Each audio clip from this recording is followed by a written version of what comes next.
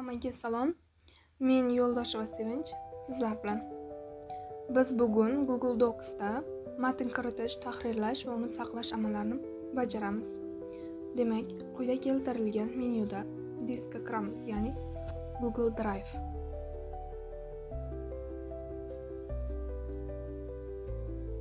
Va quyidagi oyna ochiladi. Bu oynada pastda o'ng tomonda turgan plus belgisini bosamiz va ushbu dokument qismini tanlaymiz. Biz bu yerga bu oynaga xohlagan matnimizni kiritishimiz mumkin va uning ustida bir qancha amallarni bajaramiz.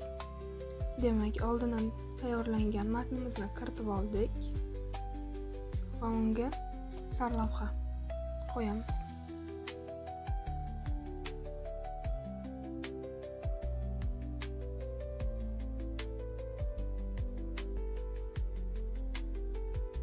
Demak, biz bunda bajarishimiz mumkin bo'lgan amallarni ko'rib chiqamiz. Demak, ishni ma'lum bir qismini belgilab olishdan boshlaymiz. Pastga qarasak, har xil harflar orqali berilgan bir nechta amallar keltirilgan. Demak, B harfi. Положерный, ya'ni bu berilgan matnni, berilgan qismini qalinlashtirib beradi. Keyingisi kursiv. Bu esa matnni yon tomonga og'dirib beradi. U harfi bilan berilgani esa matnimizni ostiga bitta chiziq chizadi. A harfi esa цвет teksta, ya'ni berilgan, belgilangan matnimizning rangini o'zgartirish amalini bajaradi. Demak, buni tanlab oldik. Цвет fona teksta. Bu esa berilgan tekstimizni orqa fonini belgilaydi. Ko'rib turganlaringizdek, bizga oq fon ma'qul. Davom etamiz. Bu esa berilgan tekstni qanday ko'rinishda ekanligini belgilaydi. Keyingisi bu har bir xat boshini harflar, sonlar yoki har xil belgilar orqali ifodalovchi amal hisoblanadi. Demak, har bir gapni yangi abzasdan yozadigan bo'lsak, ularni raqamlash qismi orqali raqamlab beradi yoki nuqtalar orqali ularni ajratib ko'rsatadi. Bu amal qoida yoki qandaydir eslatmani yozishda qo'l keladi. Davom etamiz.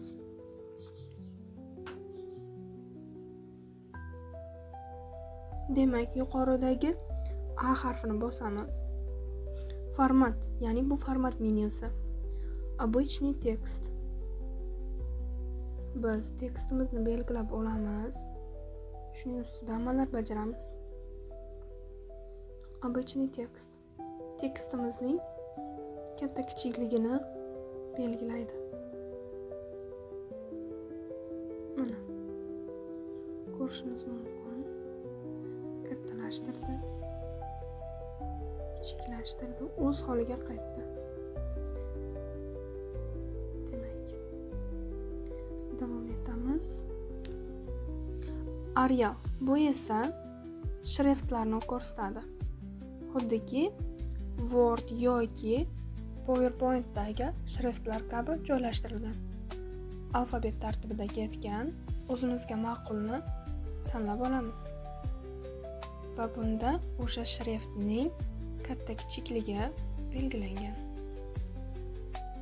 Ko'rishimiz mumkin.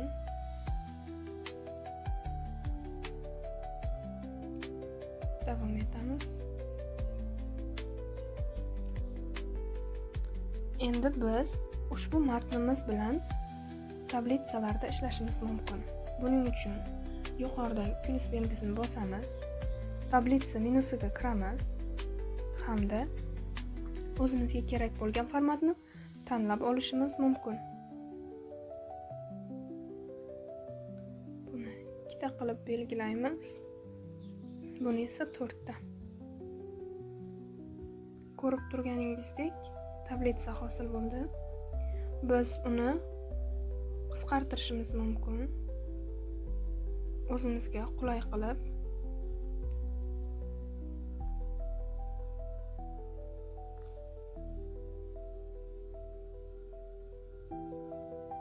belgilab oldik. Endi tablitsaga masalan oylar nomi kiritilsin. Bu qismiga esa kunlar soni. Davom etamiz.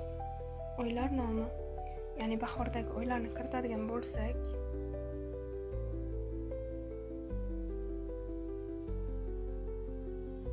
mart,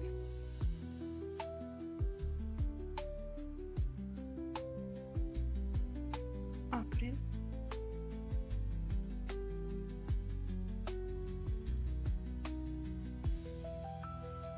demak, kunlar sonini kiritib olamiz.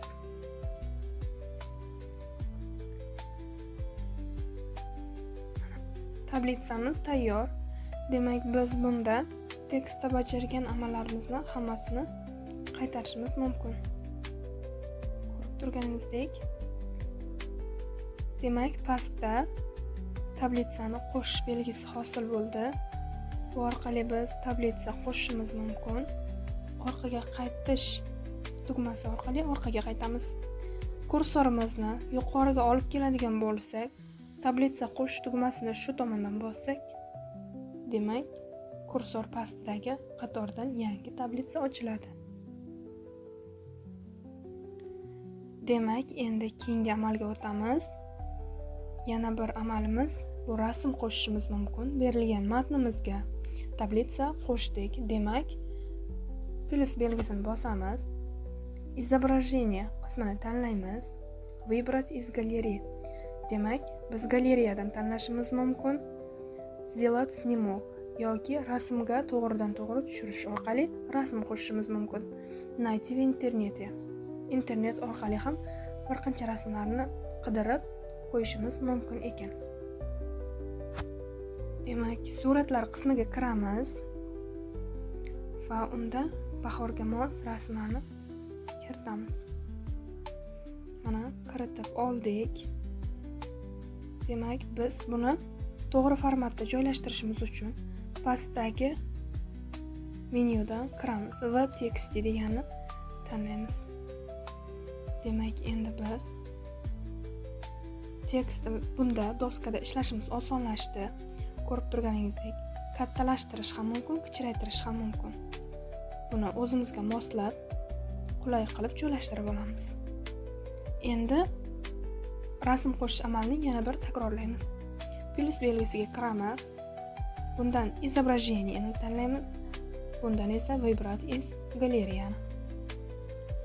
Va keyingi rasmimizni ham qo'shishimiz mumkin. Mana ko'rib turganingizdek, buning formati boshqa formatda.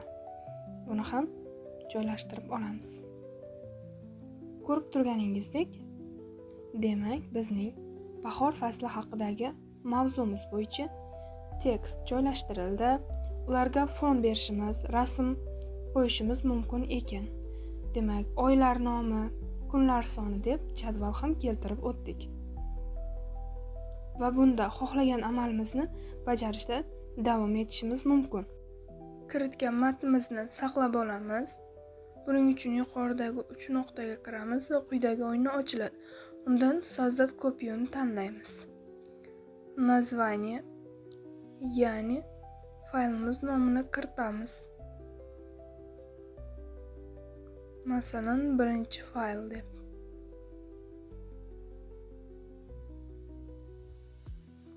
OK tugmasini bosamiz. Demak, bizni matnimiz saqlanib bo'ldi. Eslatib o'tamiz, Google Drive'da